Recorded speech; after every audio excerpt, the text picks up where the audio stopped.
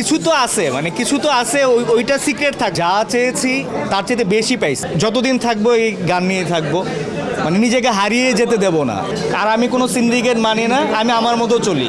আমাদের দেশে আসলে সিন্ডিকেটের জন্য অনেক ভালো ভালো শিল্পী তাদের যোগ্য সম্মানটা পায় না। আমার শ্রোতাদের ভালোবাসা, আমার যারা আমাকে ভালোবাসে, আমার গান ভালোবাসে, ওইটাই আমার কাছে বড় অ্যাওয়ার্ড। আসলে এইসব অ্যাওয়ার্ড আমার কাছে কোনো অ্যাওয়ার্ড না।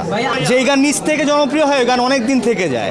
ভালো লাগে বিরহের গান, আমার ভালো লাগা থেকে। কিছু তো আছে, মানে কিছু তো আছে, ওইটা সিক্রেট থাকলো, বললাম তো, ওইটা সিক্রেট থাকলো। ভালোবাসার মানুষ তো আমার সবাই, যারা আমাকে ভালোবাসে তারাই আমার ভালোবাসার মানুষ।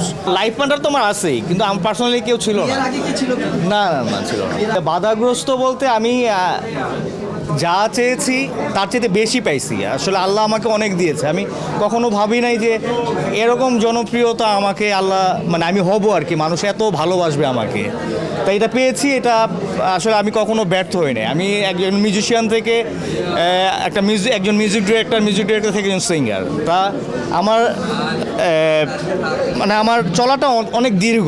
মানে আমি তার জন্য হয়তো যতদিন থাকবো এই গান নিয়ে থাকবো, মানে নিজেকে হারিয়ে যেতে দেব না। সবসময় আমার ফ্যামিলি আমার সাপোর্ট করেছে, আর আমার আশেপাশের যারা ক্লোজ বন্ধুবান্ধব তারা। আমি কখনো সমাধান করি নাই, কারণ আমি আছি এর মধ্যেই। হ্যাঁ, আর আমি কোনো সিন্ডিকেট মানি না, আমি আমার মতো চলি। আর আমাদের দেশে মূলত আপনি যে প্রশ্নটা করেছেন এটা অনেক গুরুত্বপূর্ণ একটা প্রশ্ন। আমাদের দেশে আসলে সিন্ডিকেটের জন্য অনেক ভালো ভালো শিল্পী তাদের যোগ্য সম্মানটা পায় না। আমিও তার শিকার হয়েছি, বাট আমি ওটা নিয়ে ভাবি না। আমি ভাবি যে আমার পুরস্কার এটা হলো আমার শ্রোতাদের ভালোবাসা, আমার যারা আমাকে ভালোবাসে, আমার গান ভালোবাসে, ওইটাই আমার কাছে বড় অ্যাওয়ার্ড। আসলে এইসব অ্যাওয়ার্ড আমার কাছে কোনো অ্যাওয়ার্ড না। আসলে জনপ্রিয় গান আর ভাইরাল গান দুইটাই পার্থক্য। জনপ্রিয় গান, যে গান জনপ্রিয় হবে, আমাদের সময়ের কথাটা আমি বলতেছি। আমার কিন্তু 2012-তে আমার গান সুপারহিট হয়েছে, 12-তে বিতর্কান্তের সখী আমার। তা আমি এফ এ সুমন, আমি অ্যাজ এ যে জনপ্রিয় শিল্পী, এটা মানুষ চেনা শুরু করছে 2015 সাল থেকে। কিন্তু এখন কিন্তু আজকে আমি গান গাইলাম, ভাইরাল হয়ে গেল, একদিনেই 10 লাখ হয়ে গেল, পরের দিন কিন্তু মানুষ চিনতেছে। এই জন্যই বেশি থাকে না। যেমন আমার জনপ্রিয় হওয়ার 3 বছর পর মানুষ আমাকে চেনা শুরু করছে যে আমি এই গানের শিল্পী।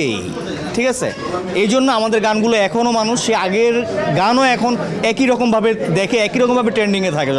সবসময় ফেসবুক, টিকটকে সবসময় ট্রেন্ডিংয়ে আসে আমাদের গান।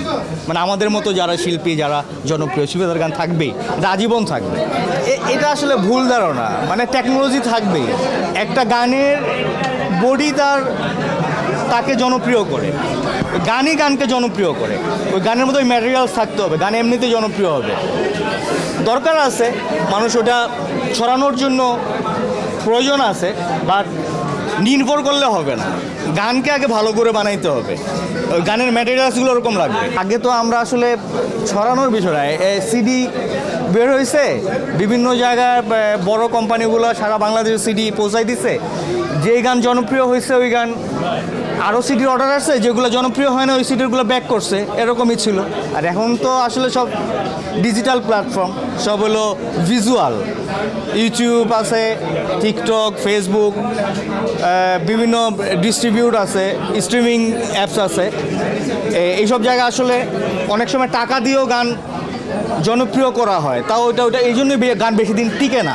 যেই গান নিজ থেকে জনপ্রিয় হয় ওই গান অনেক দিন থেকে যায়, আর যেই গান টাকা দিয়ে বুস্টিং করে জনপ্রিয় করা হয় ওই গান সাময়িক, কিন্তু দেখেছে 1 বছর পরে ওই গান ভুলে গেছে মানুষ।